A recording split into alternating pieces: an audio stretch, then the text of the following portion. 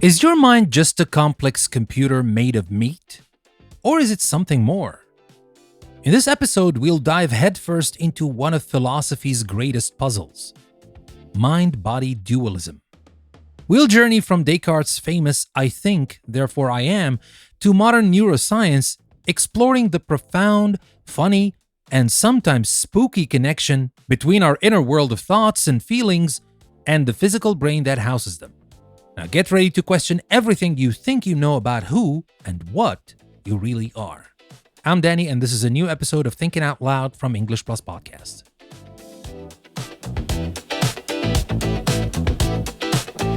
Have you ever stubbed your toe and, in that white-hot flash of searing pain, had a truly bizarre thought? How can a purely physical event, a clumsy foot colliding with an unmoving table leg, create such a vivid, colorful, and decidedly non-physical feeling of ouch? It's more than just nerve signals. It's a private, internal experience. It's a feeling. It's your personal movie of agony. This simple, universal moment is a doorway into one of the oldest and most mind-bending questions in all of philosophy: the puzzle of mind-body dualism. Are you a body? Or are you a kind of pilot? A ghost in a biological machine, pulling levers and watching the world through a screen of your own eyes? To really get into this, we have to travel back to the 17th century and hang out with a French philosopher named René Descartes. He was a brilliant guy, but he had a serious trust issue with, well, everything. He got to thinking, how do I know any of this is real? I could be dreaming. A powerful demon could be tricking me. He decided to doubt everything he possibly could. He doubted his senses, his body, the world around him. But in this frenzy of doubt, he slammed into one thing he couldn't doubt: the fact that he was doubting. There was a thinker doing the thinking. And from that, he coined perhaps the most famous phrase in all of philosophy: I think, therefore I am. He realized his mind, this thinking thing, was undeniable, even if his body wasn't. This realization led Descartes to a powerful conclusion. The mind, the I that thinks, feels, hopes, and loves, seemed to be made of completely different stuff than the body, the it that bleeds, digests, and stubs its toe. The mind is private, spaceless, and weightless. You can't point to a memory or measure the mass of an emotion. The body, on the other hand, is public, physical, and operates according to the laws of physics. This is the heart of dualism, the idea that we are a combination of two distinct substances, one mental and one physical. It's the origin of that powerful metaphor: a non-physical ghost living inside a physical machine. And let's be honest, it feels intuitive, doesn't it? We say my body like it's a possession, something we have, not something we are. Our inner world feels so vast, so rich with the music of thought and the colors of emotion that it's hard to believe it's all just neurons firing in the dark. But here's where Descartes and every dualist after him gets stuck in the cosmic mud. If the mind is a non-physical ghost and the body is a physical machine, how in the world does the ghost drive the machine? Well, think about it. My desire to drink coffee, a completely mental event, a thought, somehow causes my physical arm to move, my fingers to grasp, and a mug to lift. How does a non-physical wish push around physical atoms? It violates the basic laws of physics, which states that any physical action needs a physical cause. It's like a ghost trying to start a car. It can pass its hand right through the key, so how does it turn the ignition? This is called the interaction problem, and it's the Achilles' heel of dualism. For the record, Descartes' best guess was that this magical interaction happened in the pineal gland, a tiny little gland in the center of the brain, which is the philosophical equivalent of saying it's, well, magic over there. Now, because the interaction problem is so thorny, many philosophers and scientists lean toward a different view called monism, which simply means everything is made of just one kind of stuff. The most popular version of this today is materialism or physicalism. This view says there is no ghost, there is only the machine. What we call the mind isn't a separate entity. It's simply what the brain does.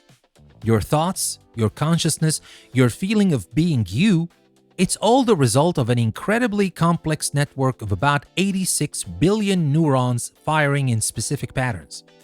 An easy analogy is wetness.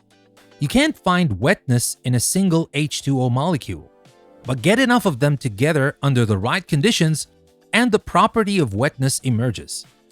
In the same way, you can't find consciousness in a single neuron, but get enough of them wired together in a brain and the experience of being you emerges. For the materialist, the mind is simply the brain's symphony. But this begs the question, why does this ancient argument still haunt us today? This isn't just an abstract debate for philosophy classrooms. This question whispers in the background of some of the biggest issues we face today. Now think about artificial intelligence. Can a machine ever be truly conscious? A materialist might say yes. If we build a computer complex enough to perfectly replicate the functions of a human brain, then consciousness should emerge. It would be a mind.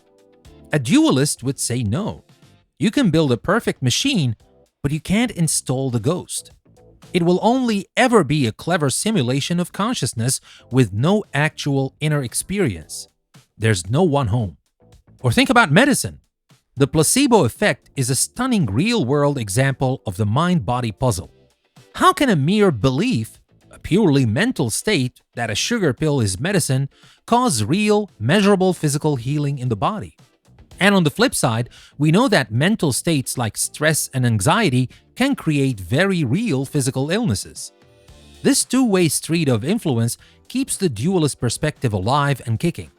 The ghost, it seems, has a profound effect on its machine. And this brings us to the most personal, most emotional implication of all. Who are you? Where does your identity live? And what happens when the body dies? If you're a materialist, the answer is stark and simple. When the brain ceases to function, the symphony stops. The lights go out. You, or the pattern of activity, and when the activity ends, so do you. But if you're a dualist, the story might be different.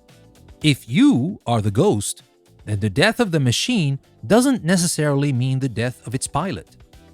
The idea of a soul, an afterlife, or a consciousness that persists beyond the physical body relies almost entirely on some form of dualism. This ancient philosophical question isn't just a puzzle. It's a framework for how we understand our own existence and our place in the cosmos. So, who is right? The dualists who honor the richness of our inner experience but can't explain how it works? Or the materialists who have a simpler explanation but struggle to account for the raw feeling of being conscious? The truth is, nobody knows for sure. This is one of those magnificent questions that we might not be equipped to answer. But the act of asking is what matters. Contemplating it forces us to sit in awe of our own being, to marvel at the fact that a collection of stardust organized into a human body can look back at the stars and wonder what it all means. We are the universe experiencing itself, a strange loop of matter and mind, and the mystery is part of the magic. So where do you land on this? Do you feel more like a ghost piloting a very sophisticated meat suit? Or do you believe that you are the incredible music that your brain plays? And does one idea feel more comforting or perhaps more terrifying than the other? Now, share your thoughts in the comments. I'd love to know what you think. Thank you for listening. That was another episode from Thinking Out Loud from English Plus Podcast. I'll see you next time.